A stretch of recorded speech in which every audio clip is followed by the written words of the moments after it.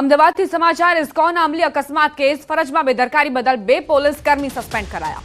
FSL બોલાવવા અને અન્ય કાર્યવાહીમાં વિલંબ. ઇન્ચાર્જ પીઆઈ સામે તપાસનો આદેશ અપાયો. નબીરાએ 5 વાહનની અડફેટે લીધા હતા.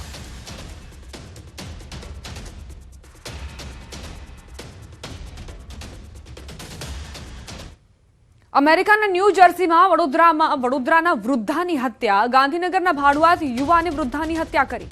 હત્યા બાદ વૃદ્ધાની કાર લઈ આરોપી ફરાર થયો. હત્યા બાદ વૃદ્ધાના અકાઉન્ટમાંથી $4500 ડેબિટ કાર્ડથી ઉપાડી લીધા.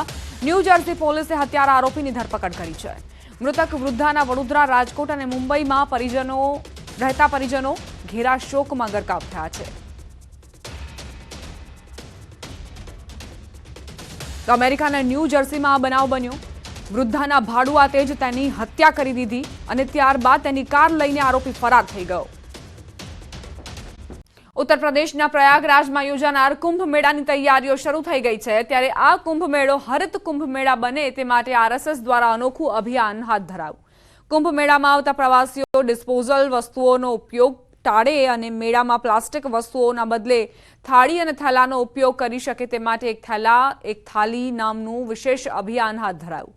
આ અભિયાન અંતર્ગત આરએસએસના સદસ્યો દ્વારા શેરીએ શેરીએ ઘરે ઘરે ફરી એક થાળી એક થેલો ઉઘરાવવામાં આવી રહ્યો છે.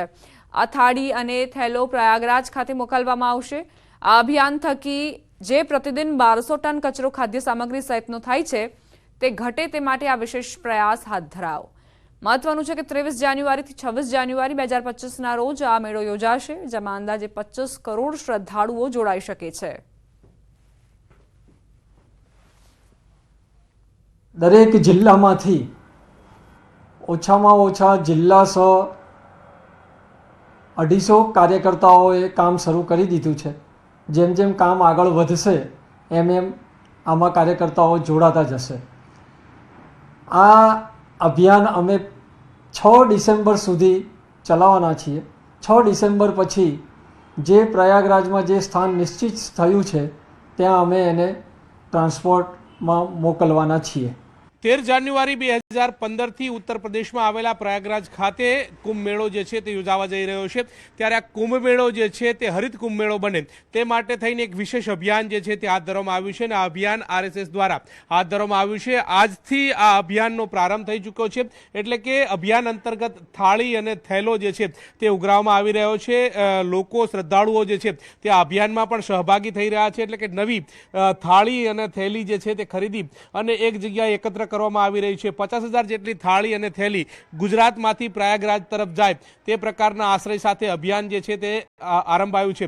6 ડિસેમ્બર સુધી આ અભિયાન જે છે તે ચાલશે અને તેમાં શ્રદ્ધાળુઓ જે છે તેની માટે થઈ અને થાળી અને થેલો જે છે તે ઉઘરાવવામાં આવી રહ્યો છે. મહત્વનું એ છે કે 10,000 ટન જેટલો એવરેજ કચરો જે છે તે જે ખાદ્ય સામગ્રી માટે વપરાતો હોય છે. તદુપરાંત ત્યાં પ્લાસ્ટિક અને તેનું પ્લાસ્ટિક મુક્ત આ સમગ્ર જે કુંભ મેળો જે છે તે રચાય તે માટે થઈને આ વિશેષ અભિયાન જે છે તે હાથ ધરવામાં આવ્યું છે. મહત્વનું સાથે સાથે એ પણ છે કે ગત વર્ષોની અંદર જે મેળો જે છે તે યોજાતો હતો તે અંતર્ગત એવરેજ 10,000 ટન જેટલો કચરો જે છે તે એકત્ર થતો હતો.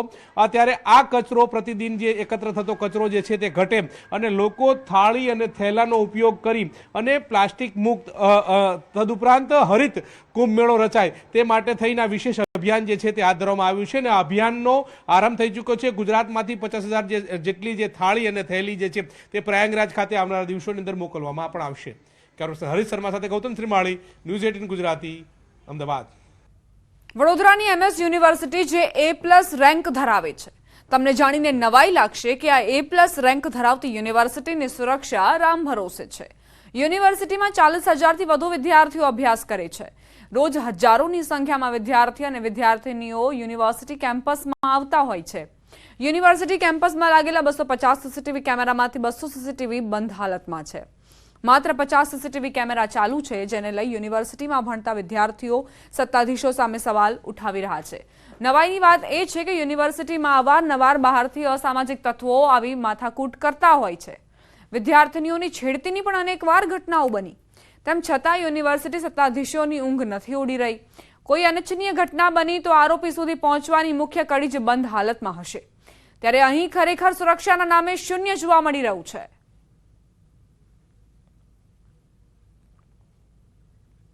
MS યુનિવર્સિટીમાં હમણાં થોડા ટાઈમ પહેલાની જ વાત કરીએ તો સાયન્સ ફેકલ્ટી અને આર્ટ્સ ફેકલ્ટીના બહાર એક જ દિવસમાં 2 એક્ટિવા ચોરી થઈ ગઈ, જેમાંથી એક એક્ટિવા તો પ્રોફેસર ખુદની હતી, તે પણ તેમ છતાં કેમેરા બંધ હાલતમાં હોવા છતાં તે ચોર કોણ હતું તે પકડાયો નહીં. એના પછી આપણા લાઇબ્રેરીની બહાર એક વિદ્યાર્થીની ડેકીમાંથી પાકીટ અને મોબાઈલ ચોરી થઈ ગયા. મોબાઈલ અને પાકીટ કોઈ ચોરી કરે છે, પરંતુ કેમેરાની ક્લિયરિટી સારી ન હોવાને કારણે તે પણ ખબર ના પડી કે કોણ ચોરી થઈ ગયું. અને અવારનવાર આપણા MS યુનિવર્સિટીમાં બનાવો બને છે, જેમ કે ચંદનના ઝાડની ચોરી થઈ ગઈ હોય, વિદ્યાર્થીઓની ચાલુ એક્ઝામમાંથી બેગ ચોરી થઈ ગયા હોય કે ફોન ચોરી થઈ ગયા હોય, પરંતુ આજ દિન સુધી કોઈ પણ એવો શખ્સ પકડાયો નહીં જેના કારણે કેમેરાથી ક્લિયર દેખાઈ શકે અને પકડાઈ શકે. દરેક ફેકલ્ટીમાં હાલમાં CCTV કેમેરા કાર્યરત છે. આ ઉપરાંત તમે જે વાત કરી કે અમુક કેમેરા ચાલુ હાલતમાં નથી, તો તેના માટે આજથી જ કોમ્પ્યુટર સેન્ટરની જે ટીમ છે તે દરેક ફેકલ્ટીની મુલાકાત રહી છે અને દરેક ડીન અને જે તે વ્યક્તિ સાથે કોર્ડિનેટ કરી અને તમામ CCTV કેમેરા છે એ કાર્યરત થઈ જાય તેની માટેની પ્રોસેસ ઓલરેડી શરૂ થઈ ચૂકી છે. CCTV કેમેરા વારંવાર બગડી જતા હોય છે, પરંતુ સમયાંતરે દરેક ફેકલ્ટીમાં હાલમાં CCTV કેમેરા કાર્યરત જ છે. જો તમે વિશ્વવિખ્યાત MS યુનિવર્સિટીના વિદ્યાર્થી છો તો પોતાની ચિંતા પોતે જ કરજો, કારણ કે અહીંના જે સત્તાધીશો છે તમને સુરક્ષા પૂરી પાડવા માટે એટલા સક્ષમ નથી. એનો પુરાવો જે છે આજે અમે તમને બતાવવા જઈ રહ્યા છે. અત્યારે તમે દ્રશ્યો જોઈ રહ્યા છો, આર્ટ્સ ફેકલ્ટીના દ્રશ્યો છે. અને મહત્વની વાત કરીએ તો જ્યારે કોઈ ઘટના કે દુર્ઘટના બનતી હોય ત્યારે જે CCTV કેમેરા છે તે ખૂબ જ મહત્વની ભૂમિકા ભજવતા હોય છે.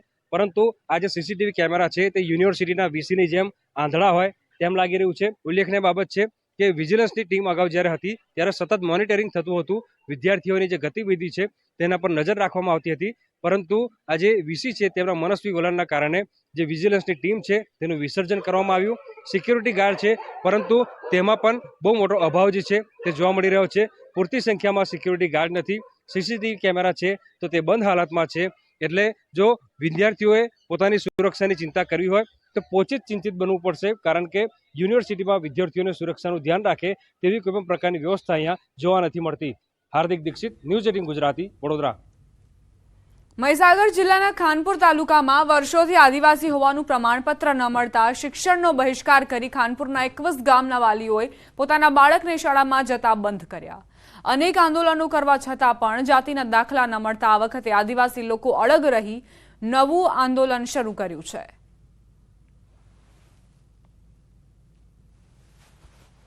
ઉડા પ્રાથમિક શાળાની અંદર 83 બાળકો છે, એની અંદર આજે 0 હાજરી જોવા મળી રહી છે. અને તમામ વાલીઓને દરેક તાલુકાની અંદર દરેક શાળાની અંદર અમારા CRC મિત્ર તથા દરેક સ્કૂલની અંદર આજે SMC મિટિંગ યોજવામાં આવી રહી છે. દરેક વાલીઓને સમજાવટ કરવાની ચાલુ છે સવારથી 11 વાગ્યાથી. અને વાલીઓને સમજાવતા જ્યાં સુધી અમને અમારા જાતિનું પ્રમાણપત્ર નહીં મળે ત્યાં સુધી આ વાલીઓ અમે બાળક મોકલવા તૈયાર નથી, એવા અડગ મનથી અમને જવાબ મળેલ છે. વાલીઓ દ્વારા પોતાના બાળકોને શાળામાં મોકલતા બંધ કરી દેવામાં આવ્યા છે. વાલીઓ દ્વારા પોતાના બાળકનો અભ્યાસ બંધ કરી દેવાયો છે. સંપૂર્ણપણે ઘરે રહેવાની સૂચના આપી દીધી છે. છેલ્લા ઘણા વર્ષોથી મહીસાગર જિલ્લાના ખાનપુર તાલુકાના લોકો દ્વારા આદિવાસી હોવાના પુરાવા પણ આપવા છતાં દાખલા ન મળતા અંતે પરિવારના વહાલસોએ આ દીકરાને શાળાએ જતો બંધ કર્યો, જેને લઈ બાળકોના શિક્ષણ કાર્ય પર પણ તેની સીધી અસર પડી રહી છે.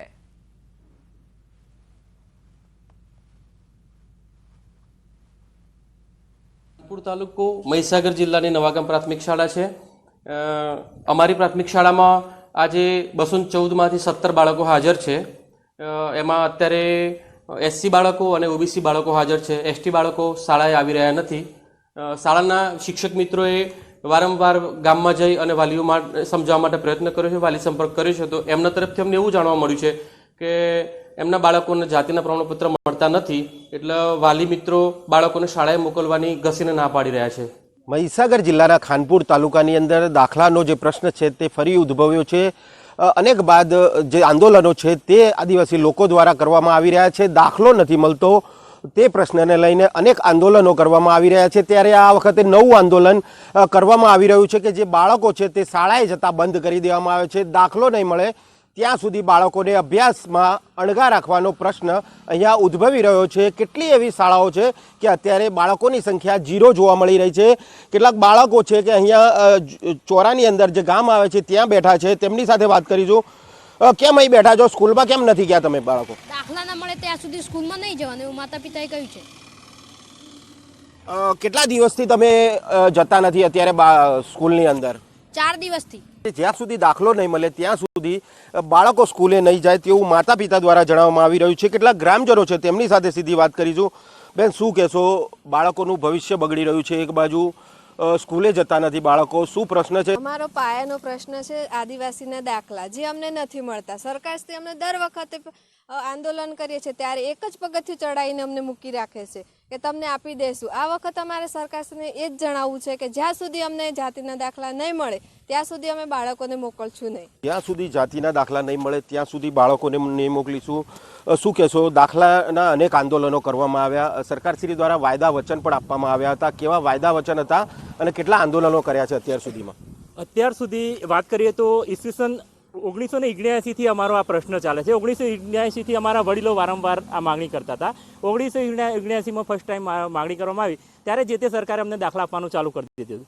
પરંતુ 2005 પછી ખોટા સર્વે કરીને ખોટા વાયદા કરીને 2005થી અમારા બાળકોને સદંતર દાખલા આપવાનું બંધ કરી દેવામાં આવ્યું છે. સ્કૂલો આવેલી છે ખાનપુર તાલુકામાં અને કેટલી સ્કૂલોમાં અત્યાર બાળકો નથી જતા, ઝીરો હાજરી જોવા મળી રહી છે? 135 સ્કૂલો શાળા આવેલી છે. સ્કૂલો એમાંથી 60 સ્કૂલોના બાળકો 0 સંખ્યા છે, જ્યાં એક પણ બાળક જતું નથી. જે બાળકોની જ્યાં સંખ્યા વધારે છે એવી સ્કૂલોની અંદર કોઈ બાળક જતું નથી અને જે સ્કૂલોમાં બાળકો દેખાય છે તે અન્ય જાતિના છે. આ વખતે જે આંદોલન લીધું છે આદિવાસી લોકોએ, ખાનપુર તાલુકાના આદિવાસી લોકોએ, કે જે દાખલો નહીં મળે ત્યાં સુધી શાળાએ બાળકોને નહીં મોકલીશું તેવા અડગ જોવા મળી રહ્યા છે. મિતેશ ભાટિયા, ન્યૂઝ 18 ગુજરાતી, મહીસાગર. હવે શાળામાં પણ ઓછી હાજરી જોવા મળી રહી છે ત્યારે દિવાળી બાદ વેકેશન ખુલતા જ વાલીઓ દ્વારા કેટલીક શાળાઓમાં આવેદનપત્ર આપી પોતાના બાળકોને શાળાએ ન મોકલવા માટે લેખિતમાં રજૂઆત કરી છે.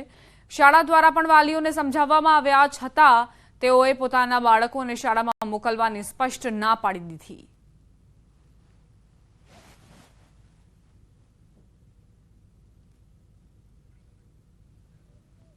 આદિવાસી હોવાનું પ્રમાણપત્ર ન મળતા જ લોકો વિફર્યા છે અને પોતાના બાળકોને શાળાએ ન મોકલવાની તેમણે રજૂઆત પણ કરી છે.